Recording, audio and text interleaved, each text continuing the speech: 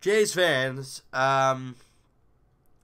you're never going to win a ball game with 3 hits.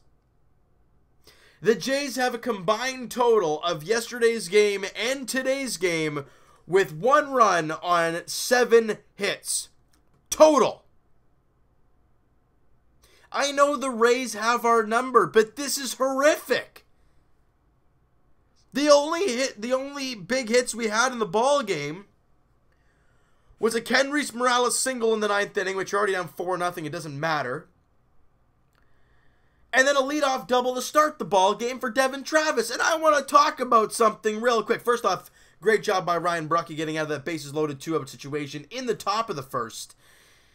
But in the bottom of the first inning, Devin Travis leads off with a double. I'm like, all right, that's beautiful. Justin Smoak grounds out, but he moves the runner over. That's 8. That's exactly what you want to see from from Justin Smoak, moving the guy over early in the game. We saw a lot of sacrifice flies against the Miami Marlins. Maybe we can get one here. Kenrys Morales drilled by a pitch, and we have the runners in the corners now with only 1 out. And Gibby makes a move that I am shocked he did. I am absolutely stunned John Gibbons made this call. Full count to Randall Grichuk. He could walk and load the bases, or he could strike out, but then there's only 2 out. That's all right. Instead, guys, you know what? Grichuk was 0 for 4 today with a couple strikeouts. He has 92 Ks in the year, which isn't all that bad, but he does strike out quite a few times. Why are they trying to play hit and run with Kenrys Morales running and Grichuk swinging the bat? They usually do with Russell Martin because he doesn't strike out a lot. He more or less walks and he gets some hits, but he gets out. But it's okay. You want to keep that double play out of the situation, right? That's what you're going for there. But a guy who strikes out in Grichuk quite a bit and a Morales who can't run, that's a terrible combination. Grichuk strikes out. Morales gets thrown out of the plate. Meanwhile, Devin Travis is just sitting there at third base like, all we needed was a sac fly or a ground ball and a broken up double play or something, and Travis would have scored and the Jays would have had the 1-0 lead. And Morales, he probably should have, if he saw that the strikeout happened, he probably should have stopped halfway and gotten a rundown to let Travis score. But instead he goes straight through and slides into the tag. Terrible move by Morales. You really don't want to strike out in that situation for Randall Grichuk, and a bonehead move by John Gibbons. Look, we know his job is pretty much done. We know he's probably not going to be the manager next season. But what was that? We always want to get something going early in the game. Not with that situation, with those guys in play. If it was a Justin Smoak or a Russell Martin, guys who have great eyes at the plate, or put it, flashback, Jose Bautista, put into perspective, then absolutely I would put that into play.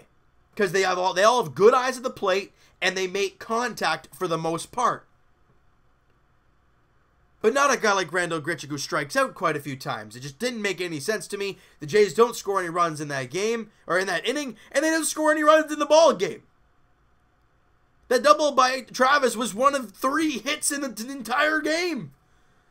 A slap base hit by Aledmus Diaz was another one. And then, with Smokey at first base with 1 away in the bottom of the 9th, down 4, Morales hits a single. That's it for the offense, people. Now, Teoscar Hernandez went 0 for 3 with a couple strikeouts, so that whole streak has come to an end. Now, that can change at some point. Ryan Barucki got the ball in this one, though, and I thought he was great. He had a rough first inning and gave up that weird run in the second inning with the single, and then the bunt single by Carlos Gomez, and the bunt over, and then the ground out. It was a really weird run, but they scored that, and after that, I thought he was dynamite. Then he comes out for the 7th inning and plunks Kiermaier in the first pitch. Gibby gives him the boot. Jake Petrichka comes in and gives him a double. So Ryan Barucki gets that run put against him, but his line still looks very nice. 6 innings, 3 hits, 2 runs, 5 strikeouts, and only 2 walks. Those 2 walks were in the very first inning, and one of those 3 hits were in the first inning. He pitched a really good ball game, dropping his ERA 13 points for all you statistical people out there that love reading the ERA stat. It dropped 13 points to 4.39, so that's very good to see from Ryan Borucki. Petrichka came out, like I said, he gave up 2 runs on 3 hits and struck out 2, but that's it in his inning of work. Thomas Pannone came out, and guys, I think I'm feeling him more for the bullpen than his rotation because he has been very good out of the bullpen. He comes out and throws an inning, gives up a hit, strikes out a guy, clean job for him. And Taylor Guerreri comes out, throws an inning, gives up a hit. That was it. Good job by those two guys out of the bullpen. Both guys 25 years of age. I think Pannone's still 25, isn't he? He's only 24 years old. So there you go. A 25-year-old Guerreri and a 24-year-old Pannone doing their job out of the bullpen. That's what we like to see. But offensively, just nowhere to be found. Travis was 1 for 4. Like I said, Morales 1 for 3. And Diaz was 1 for 3. But the rest, nowhere to be found. And it tells you how this lineup is kind of all over the place. And guys, the second round of September call-ups are upon us. You know, we saw the initial call-up of, obviously, Taylor Guerreri and Jose Fernandez.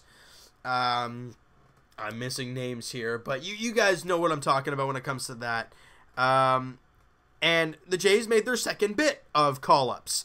Dwight Smith Jr., my boy, gets called up from AAA Buffalo, and he finished off the year there in AAA doing really well. Ended up hitting over 270 on the year. Richard Urania got the call-up. Obviously, he was in the ball game today. And my man, I was talking about him last year if you guys were listening to the videos last season. My man, Rowdy Tellez, gets the call to the big leagues his first time here in the majors. Obviously, didn't get into the game today. And Jonathan Davis. That's a very interesting story, is Jonathan Davis, outfielder for the Blue Jays. You know, last year he had an all-right year with New Hampshire, but then this year with New Hampshire was fantastic. It's a call to AAA Buffalo, and it's 250, 260, had a good season. He is up with the big leagues. I can't wait to see Tellez and Davis get into some ball games. We know what we see in Dwight Smith Jr., just a grindy type of player that I love to watch. So, hey, you know what? Let's enjoy that. Can we enjoy that? Because right now, Blue Jays baseball is not very fun to watch. And with this team now 14 games under 500, and they have now lost 2 straight to the Rays. They're 3-7 in their last 10 games. And also, guys, the deal for Josh Donaldson is complete. All right? The Blue Jays have acquired right-handed pitcher Julian Merryweather from the Cleveland Indians, 26-year-old. Julian Merryweather from the Cleveland Indians as the player to be named later in the Josh Donaldson trade. Can you please focus again? Thank you very much. Thank you. And a lot of people really questioning that move, but guys, remember what Josh Donaldson was. We didn't even give them a healthy part. He's down there in the minor league. I know he hit a grand slam in his first game in the minors, but it's the minors. He's still not even with Cleveland, guys. So I understand. And the situation that at hand, it's the way it was. Going into this season, or was it yeah, so last season he was the ranked 12th prospect in the Indians organization. Problem though, he had Tommy John surgery. I think it was this past season he had the Tommy John surgery. Not what you want to see in a guy you just acquired, but he's 26 years old. Again, prior to the injury, in 78 innings in AAA, he posted a 6.58 earned run average over 16 starts, so not very good, but an encouraging number for Jays fans. His AA numbers were very good back in 2017. 4-2 in 9 starts with a 3.38 ERA. So again, you got to look at this. It's like, okay, it's another piece. All right? Yeah, he's 26, but it's okay. He could be a guy that's going for that rotation spot next year. He's 26, and he's pitched quite a bit in the AAA. Why not give him a shot at some point?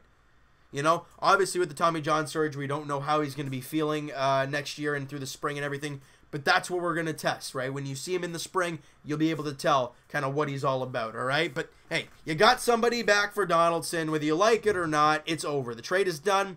Julian Merryweather is a Toronto Blue Jay, 26-year-old right-handed pitcher from the Cleveland Indians, and Josh Donaldson is a Cleveland Indian. That's it. We're done talking about it. That's it. The finale of the series against the Tampa Bay Rays, guys, wraps up tomorrow night as the Blue Jays look to get more than 5 flipping hits, please, and score more than 1 run. That would be nice, too, as Tyler Glasnow's on the mound. That's not a good sign for Jays fans if you want to actually score some runs. Against Aaron Sanchez, who, in his 2 starts since coming off the disabled list, has been awful. So we're going to have to wait and see what happens with Sanchez in tomorrow night's ball game, but the Jays look to avoid the sweep and actually get a victory and have me talk about something positive. Because that would be fun. Before the Jays welcome in Josh Donaldson's Cleveland Indians, even though he's not technically there yet, that would be, that's what we're probably going to be talking about tomorrow. Or tomorrow, I guess, Thursday, we're going to be talking about Josh Donaldson, all right? So you know what, guys? That is going to do it for this one. If you guys enjoyed this video and you guys did not enjoy this ball game, smack that like button. I do appreciate that. Hit the subscribe button if you guys have not already. Comment down below. You excited for Rowdy Tellez and Jonathan Davis? What do you think of the Julian Merryweather trade? Disregarding the Tommy John surgery for right now, what are your thoughts towards it? I want to hear what you guys have to say about that and all that great stuff. And Evan and I will talk to you guys tomorrow afternoon.